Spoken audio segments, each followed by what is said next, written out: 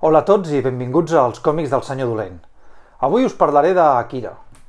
Vaig mencionar Akira en el número 6, quan parlava dels inicis del manga a casa nostra, perquè bé, els inicis del manga a casa nostra van venir molt lligats a l'anime.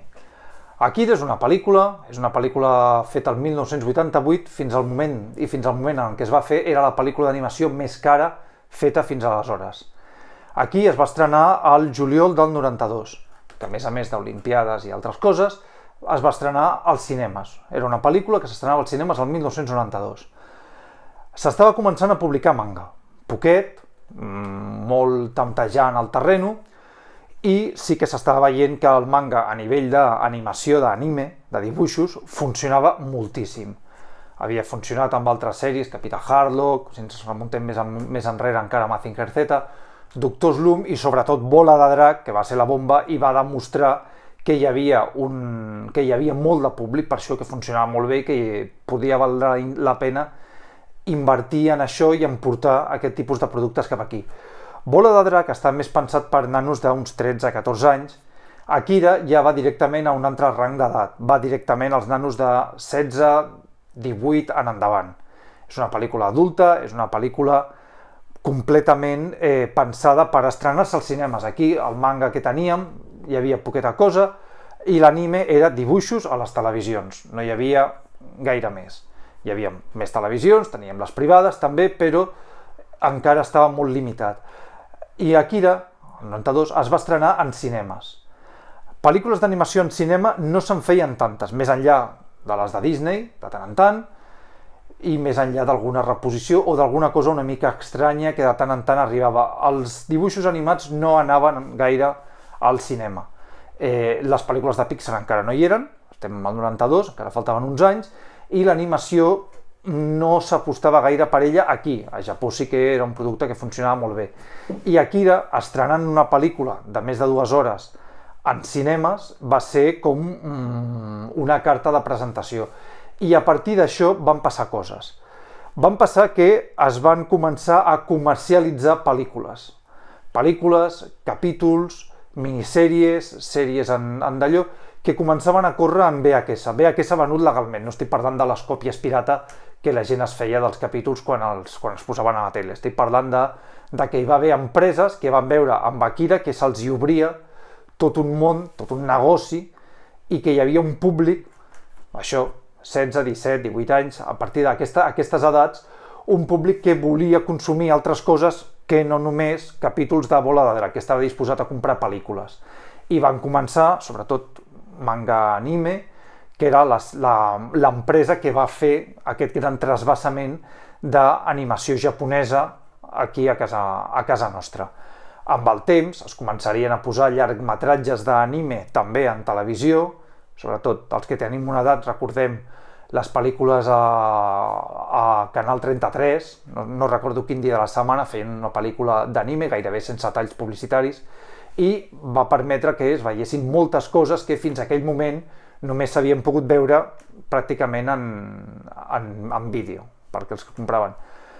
L'animació en cinemes va anar entrant, després Miyazaki sobretot, sí que s'han arribat a fer més coses en cinema, no al nivell de Japó, no ha sigut una gran invasió, però sí que s'ha anat veient. Però amb Akira es va veure que el manga i l'anime arribaven a un públic molt més ampli que hi havia mercat per vendre vídeos, vendre pel·lícules, vendre OVAs també, que és com se li deia, OVAs són les sigles de Original Video Animation, sèries de manga que ja tenien una adaptació, que feien més capítols sense necessàriament estar relacionades amb el manga o estar vinculades amb el manga per vendre'l directament, fer negoci.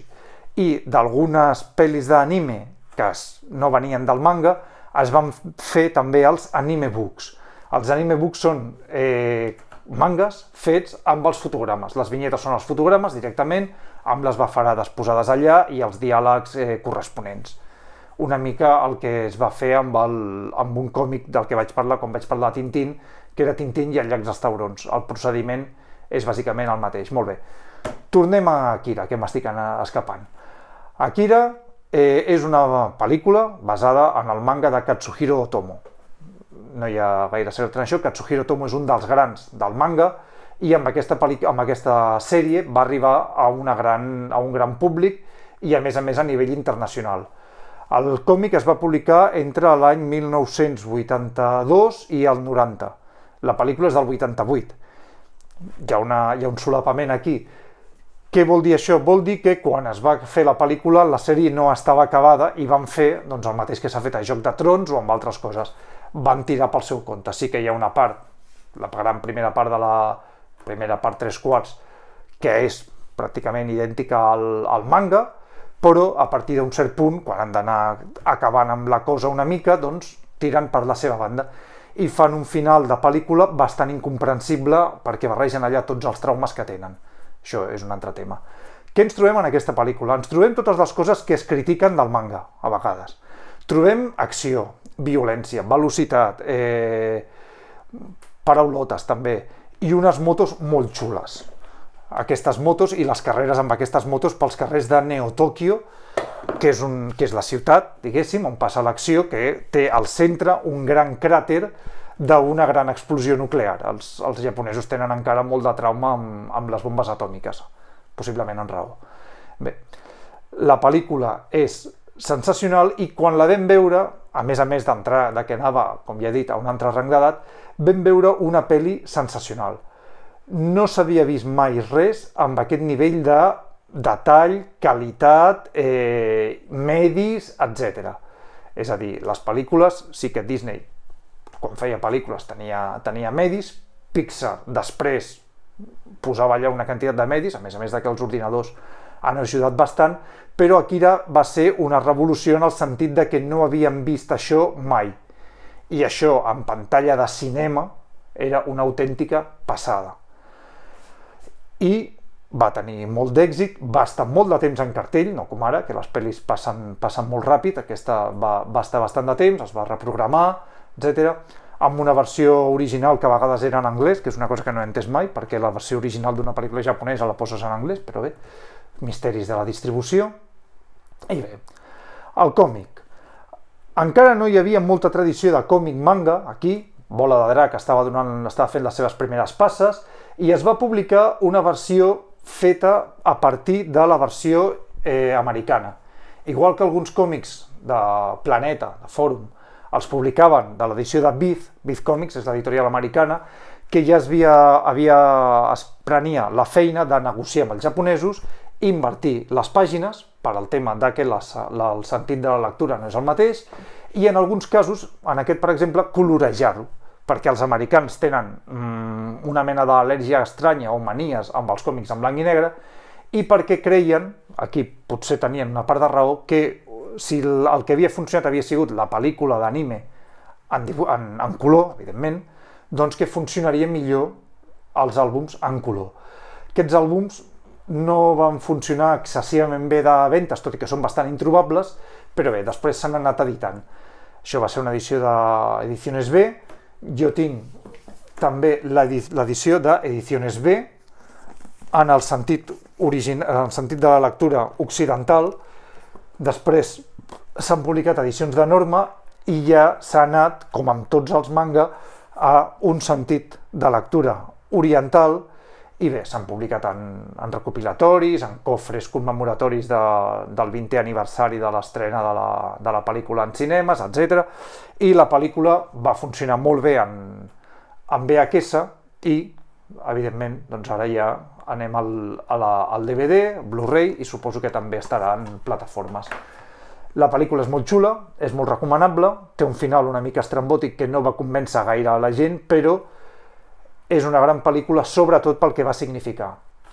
Si amb Bola de Drac i el que ens estaven ensenyant les televisions en capítols es va obrir una beta que es va començar a omplir de mangas, amb Akira, que és un gran manga de Katsuhiro Otomo, que n'ha fet més també i molt d'èxit també, però amb Akira es va obrir una altra part d'aquest mercat, el mercat de nanos una mica més grans, nanos adults, ja, cap al públic jove adult, i un tipus de mercat enfocat més específicament cap al vídeo, que és molt més visual, que entra molt bé, que no té les limitacions que té el manga i que podia agafar a un públic que potser era més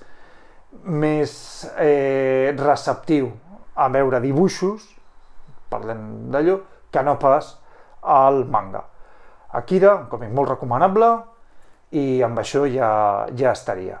Com sempre, feu like and subscribe i ens veiem al proper vídeo. Salut i còmics!